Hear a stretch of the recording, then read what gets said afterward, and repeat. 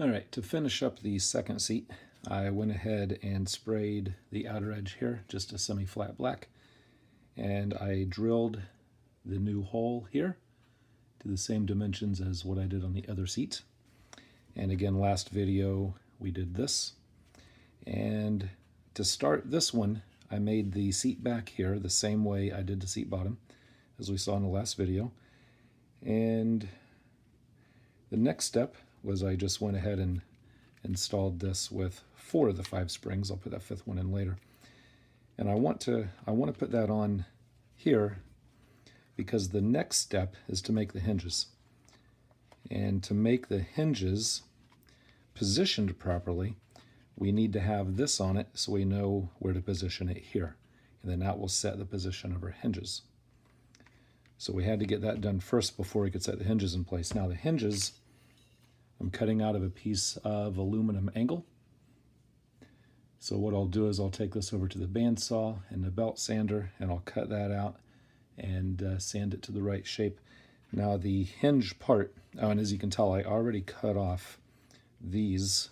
These were the plastic hinge pieces that went on here. And I just did that by running the edge of a razor blade along here to score through it and then snapped it off. The part of the hinge, again, this is one I cut off. Notice there's a little pin right here. That goes in the hole. Well, it went here, but the new one has to go in here. So the way I'm making that pin for the pivot is I'm using part of the angle. I don't remember if I showed that last video or not. So I'm going to cut this out, leaving a little piece right here. Then I can kind of file and sand that round to fit into the hole. So let me get this one, and actually once I get this one cut out, then I'll copy it and I'll cut out too. So let me get these cut out, and we'll show you what's next after that. All right, so I got these cut out. And again, that was from the piece of aluminum angle. So one for each side. Got the little point here filed roundish enough so it'll work in the hole. I also, while I was at it, I also cut out a couple of pieces of aluminum, and that was out of the same angle, and I just cut one end of the angle short because what happens then is this will bond on right here. That just gives me some extra gluage real estate to bond that on, because without that, just the glue on that flat edge here, that wouldn't be enough to hold it. So again, that just gives me more surface area for the epoxy. And of course, that'll just go like that. So the next step is to go ahead and just kind of stick those on and set it in position, put the hinges on like so, and bond those on. Now the thing is, when I did the first seat, when I did the driver's seat here, the exact position I just kind of eyeballed, but I want the passenger seat to match this seat. So what I'm going to do for the next one is I'm going to make some type of a little fixture or jig or something that will hold this in the correct spot while I epoxy those pieces on. Hopefully that makes sense. Hopefully it'll make more sense when I actually show you, because I haven't actually made that yet. So let me make that thing and set it all up, and I'll show you what it looks like when it's all set up and being epoxied together.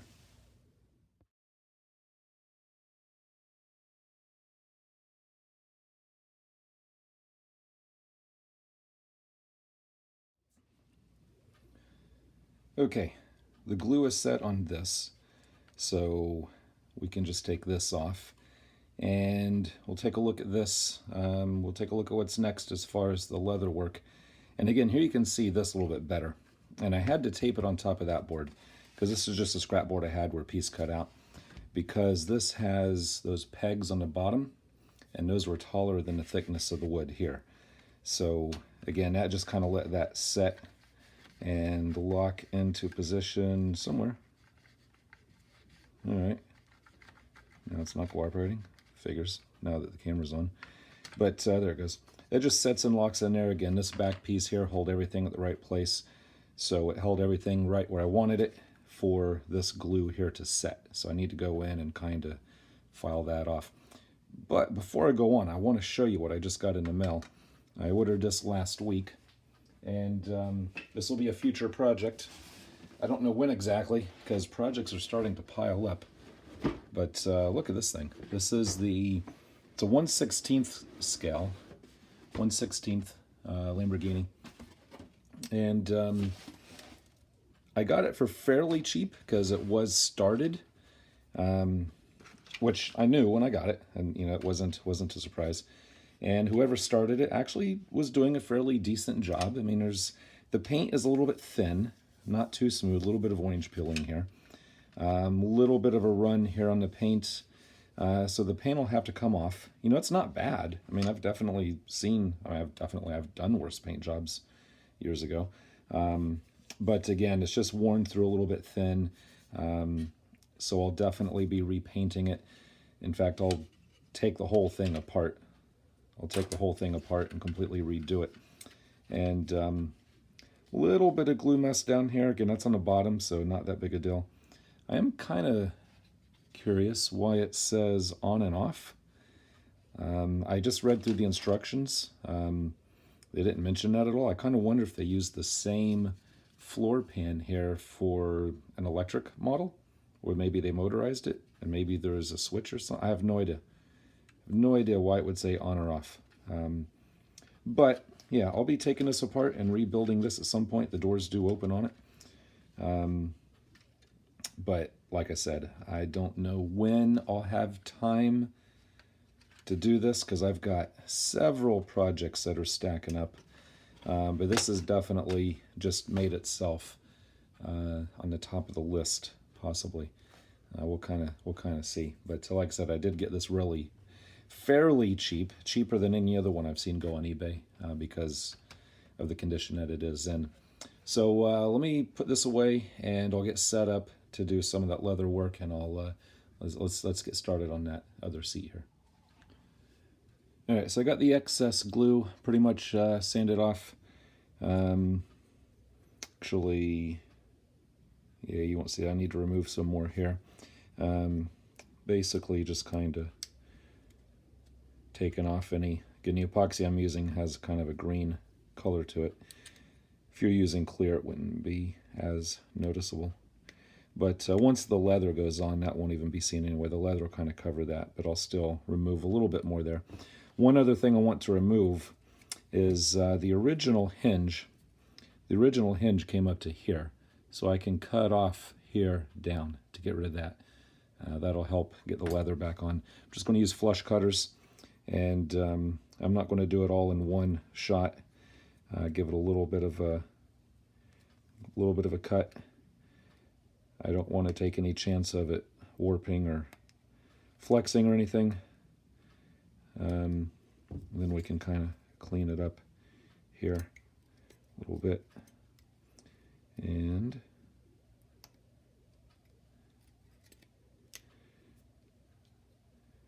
I'll give a little bit of a filing on that, a little bit of sanding on that. But that's pretty much all you got to do. So I'll do the same.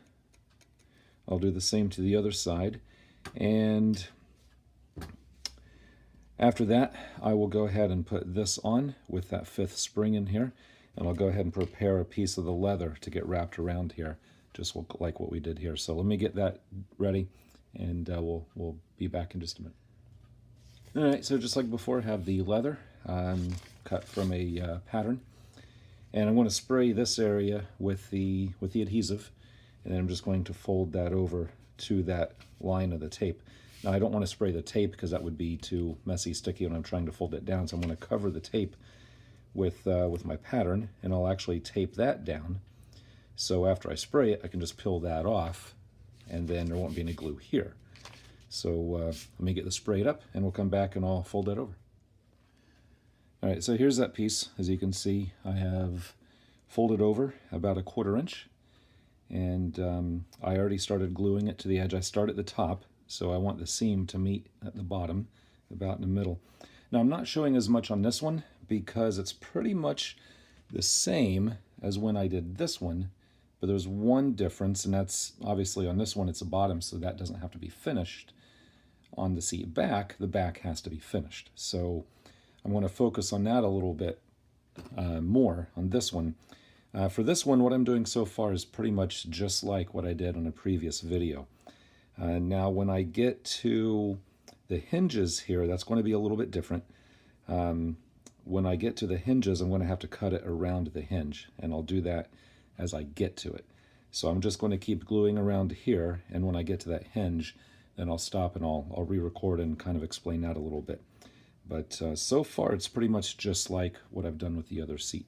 So let me get to that hinge, and I'll show you how to do that. All right, so I've glued up to about right there, which is getting pretty close to that hinge. So I'm going to put it down and just kind of press that in a bit. Now, I don't want to cut right up to the hinge. I would rather the cut be a little, so I'm looking for shallow. I don't want to cut as much as I'll actually need. So I want to start that just with these. Again, being careful not to go too much. And then I'll just kind of sneak up on it with this. And the idea is to get this to wrap around the back side of that hinge. And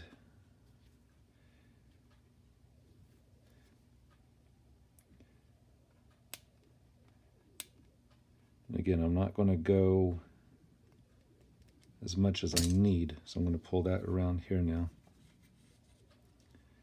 And so you can see now I can finish that. And so that's not right even, so I'm just going to take out a little bit. Actually, I could just fold that under. All right. So what it does is it'll bunch it up a little bit, which isn't bad. At least I don't think that's bad, because what that can do is kind of actually simulate on a real car how that bracket gets kind of bunched on there a little bit. Now I could do a little bit more. I'm just going to take this piece out right here and see what it looks like. But I think a little bit of bunching around there would be better than being able to see an open gap. At least in my opinion, I think it would be.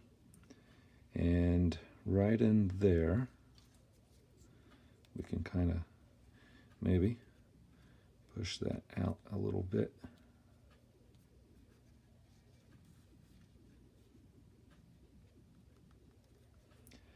So it'll look something about like that. Now it's bunched up a little bit more than I'd like, so I'm just going to trim off a tiny, tiny bit more. But like I said, not too much.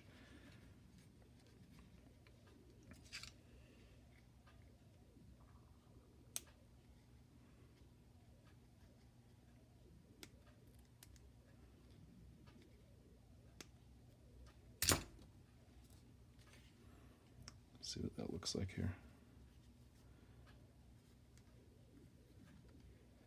And that's just about perfect right there. I like that.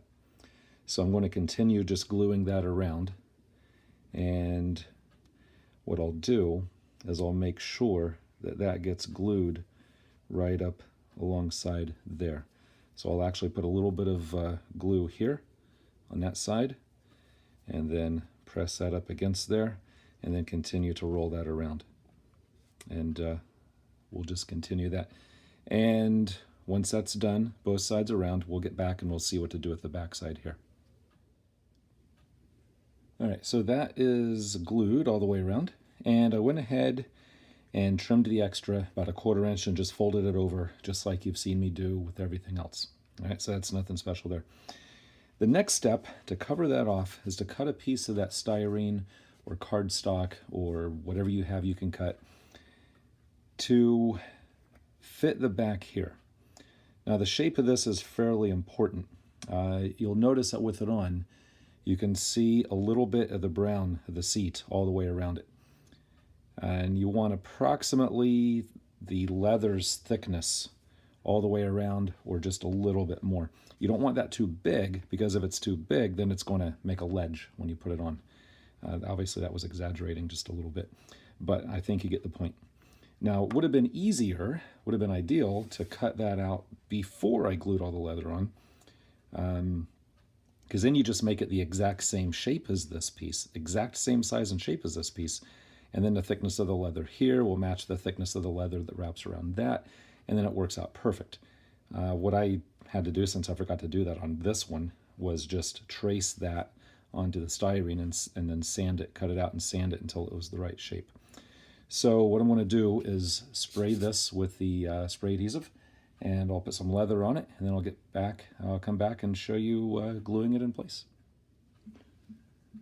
All right, so there's the back panel that will go right there. And like I said, if you got the size just right, then it should look pretty good. So the next thing, yeah, that's going to bug me. I'm going to have to fix that. Maybe I'll glue a little piece right on there just to try to hide that. Maybe a little bit here. I'll touch that up a little bit. But yeah, the next thing is just to glue that on. And when you're gluing that on, you really only have one shot to get it perfect. If it's crooked, mess it up. Yeah, I don't know, because I got the first one perfect, and I'm hoping to get this one perfect. And I'm going to do it off camera because you guys are going to make me nervous watching. So I'll do it off camera, and I'll show you what it looks like when it's all done. Before I forget about it, because I kept forgetting about it every other camera cut, I wanted to show you this. I got a bottle of this leather color. It's just dark brown. They only had like 2 colors to choose from, dark brown and black, I think it was. This actually works very well. I don't know if you remember, on the previous seat, I had made a little, I messed it up right here because I had some glue in my finger and I pulled some of the color off. And it's not a complete perfect match, but you would never see that unless you knew to look there for it. And I had another little tiny spot here that's completely gone. So this stuff works very well because when you're working with this, it is very easy to get some on your fingers and not even know it. And then when you touch the leather and move your finger, it's going to pull the color off. So you just glue a cotton swab and, not that one because it's dirty, but get a clean cotton swab, just dip a little bit and just kind of rub it in, then wipe it off, and you'll never see it. And to test it, since I didn't know if the color would match, to test it, I actually purposefully super glued my finger to a piece of scrap and peeled it off and touched it up. And that's about as bad as damage as I'll ever do on this thing, because I really glued it on there good. And that touched it up fairly decently. Again, unless you knew to look there, you might not. Well, that one's pretty bad. But for small spots like I've done so far, you can't tell it at all. So yeah, if you do mess up the leather, it's not completely lost. Try to restain it, and hopefully you can get it back again. So like I said, I'm going to glue that off camera. I'm going to try to touch up little pieces here and show you what it looks like when it's done. And there are the finished seats. I think they came out pretty well, considering they were, you know, the first time I've ever done anything like that. And of course, they fold forward, so passengers can climb into the back and back. And I am fairly pleased with it. Hopefully the guy I'm making it for is happy with them too. We'll find out, when I give them to him, hopefully sooner than later. I've already had this project going on way too long. One thing I do need to do, though, is put a screw in the bottom. There is one screw that goes through that screws the base to the seat bottom. And then those press into the floor panel. So there you have it. Hopefully this is helpful for you. If you want to copy the way I did that, that's perfectly fine, because I don't even know if I'm the original thinker of how to do that. Maybe that's the way everybody's doing it. I just really don't know. Anyways, there you go. I'm going to end this one here as part 2 for the seats. And the third part of the leather, which will just be the next video, I'm not going to call it part 3, but that will be hopefully finishing the interior. That will be covering the door panels in leather. That will be doing the instrument panel. You know, the basic process is going to be pretty much the same, just spraying on putting the leather on. I'm sure there'll be some learning curves on this piece. Yeah, that'll be the next video. And hopefully this one's not near as long as the last one was. I have a feeling it seems a little bit shorter. But anyways, I'll leave it at that. I'm rambling, as always. So until next time, thanks for watching.